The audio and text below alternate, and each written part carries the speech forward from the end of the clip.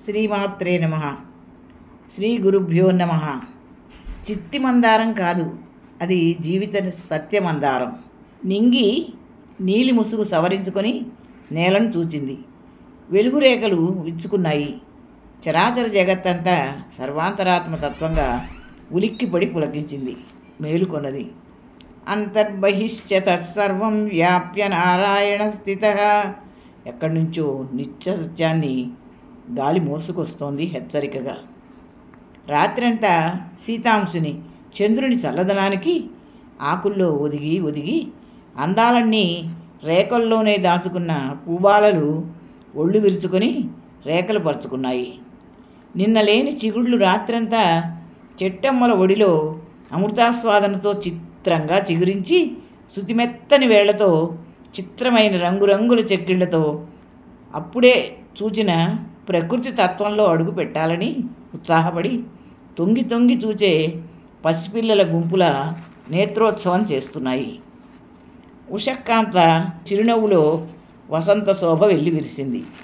కడిపెడు పిల్లల్ని కన్నా అమ్మలా వేప చెట్టు జీవితాన్ని కాచి వడబోసి మంచిగా మానవత్వంతో మనుగడ సాగించిన తత్వవేత్తల సమున్నతంగా నిలిచి పదుగురికి నీడనిచ్చే గానుగ చెట్టు, ఎదిగొచ్చిన కొడుకుల్లా 2 కొబ్బరి చెట్లు, పక్కనే పెద్దాడబడుచులా సువర్ణగన్నేరు, వేప చెట్టు కిందనే పెద్ద కోడల్లా ముద్దమందారం, ఆ పక్కనే విష్ణుగన్నేరు, నీలాంబరి, కనకాంబరం, చిట్టి చేమంతి గూర్లు, ఇక్కడ అక్కడ ఇంకా పూస్తున్న బంతులు, చిన్న చిన్న పూల పొదలు, పెద్ద చెట్లకు పట్టిన తీగలు, చెట్ల నిండా బోలెడు పిట్టలు. అమ్మ వేసే ముగ్గుల పిండి తినాలనే అక్కడక్కడే తచ్చాడుతూ తులసివనం వైపే చూస్తున్న ఉడతలు, నిర్మాల్యం తెచ్చి గోడవారగా పోస్తే దానిలోని బియ్యం గింజలు ఏరుకు తింటూ గోలగోలగా కబుర్లు చెప్పుకుంటున్న గోరువంకలు, గువ్వలు. ఇదంతా ఆ పరమేశ్వరుని లీలానాటక రంగస్థల చైతన్య స్రవంతిలో ఉషోదయ రసవత్తర సన్నివేశం. ఈ చెట్లన్నిటికీ ఇంత లేసి మనసులున్నాయి కానీ మాట్లాడలేవాయే, పెరుగుతున్నాయి కానీ పాపం కదలలేవాయే, మాట్లాడుతాయేమో కానీ అది ఒట్టి గాలిలాగానే ఉంటుంది కానీ అర్థం కాదు. కానీ వాటికి మనస్సుంది, మంచి మనసుంది, సమస్తము పరులకు సమర్పించే గొప్ప మనసుంది. ఆ చెట్టమ్మల ఒడిలో చిగురాకుల నేస్తంలో పెరుగుతాయి పిట్టలు. అందుకే అంత అవ్యక్త మధుర భాషలు వాటి సొత్తు కాబోలు. ఒక పండాకు రాలడానికి ప్రయత్నిస్తోంది, ఒక ఎండాకు రాలి చప్పుడు చేసింది, ఒక పచ్చాకు పకపకలాడింది. అమ్మ చెట్టు అప్పుడు ఇలా అన్నది, పచ్చాకు పిల్లల్లారా మా మాట వినండి. పండాకు రాలక మానుతుందా, ఎండాకు ఎగిరిపోక మానుతుందా, పచ్చాకు పకపకలాడక మానుతుందా? అందుకే అందరం కలిసి ప్రాతకాలాన్ని ఆ పరమాత్మను ప్రార్థిద్దాం రండి. ఎవరైనా ఒక పుణ్యమూర్తి వచ్చి మిమ్మల్ని సున్నితంగా తుంచి ఒక రోజు పాటు మురిపెంగా పవిత్ర స్థలంలో ఉంచాలని. ఎక్కడా అడిగాయి విరిసి విరియని మొగ్గలు. ఇంకెక్కడే అమాయక పువ్వుల్లారా ఆ సనాతనుడైన పురుషోత్తముని పాదాల చెంత అన్నది.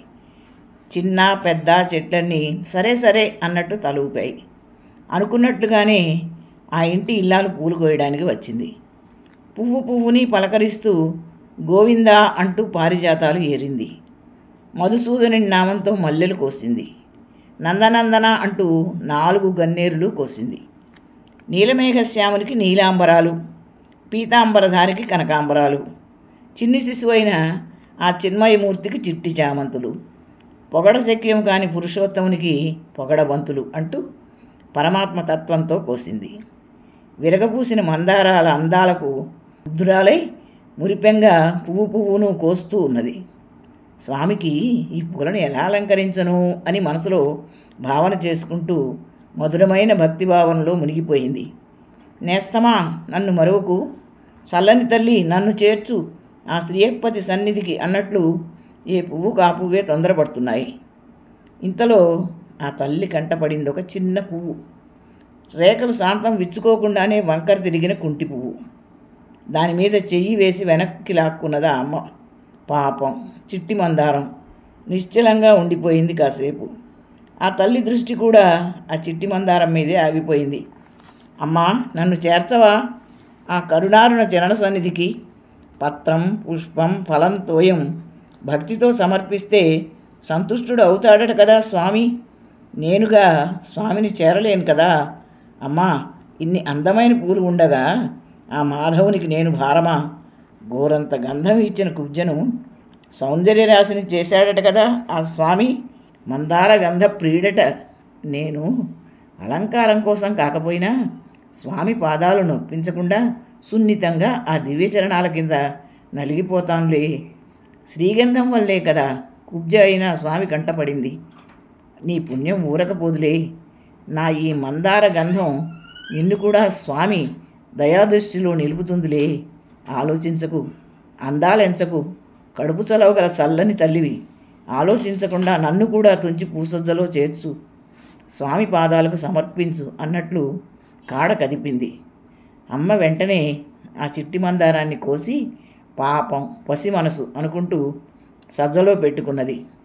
మందిరం నిండా పెద్ద పెద్ద మందారాలు, కానీ స్వామి పాదాల దగ్గర చిన్న మందారం.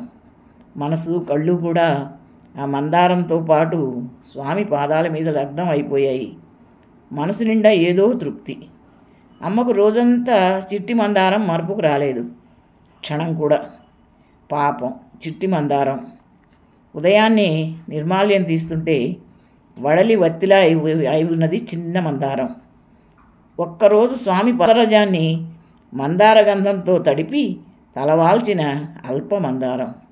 ఎలా పుడితే తనువు, మనసు తత్వరూపంలో ఐక్యం కావాలనే తపన ఉండాలి, కానీ జీవితం క్షణభంగురం అయినా పర్వాలేదు, ఆ అక్షయ చరణాలను చేరగలిగితే సరి అనుకుంటూ జీవిత సత్యాన్ని తెలుసుకోగలిగాను అనుకున్నది ఆ ఇల్లాలు.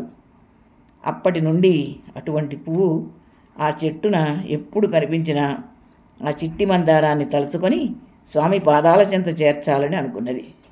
కానీ అదేమిటో మా అమ్మ కడుపు చల్లగా అన్నీ పెద్ద పెద్ద మందారాలే పూయాలని, పూచినవన్నీ నీ సన్నిధి చేరేలా అనుగ్రహించమని ఆ చెట్టు వరం తెచ్చుకుందో ఏమో. ఆ చెట్టుకి ఇంతవరకు ఒక్క వంకర తిరిగిన చిట్టి మందారమే పూయలేదు. అదేమి అనుబంధమో. బుట్టెడు పూలు శ్రీచరణాలకు అలంకరించిన ఆ చిట్టి మందారాన్ని పదసన్నిధిన వెతుకుతాయి కళ్ళు. అందుకే అది చిట్టి మందారం కాదు, అది జీవిత సత్యమందారం అంటుంది ఆ అమ్మ. ఫలం సర్వం పరమాత్మ చరణారవిందార్పణం.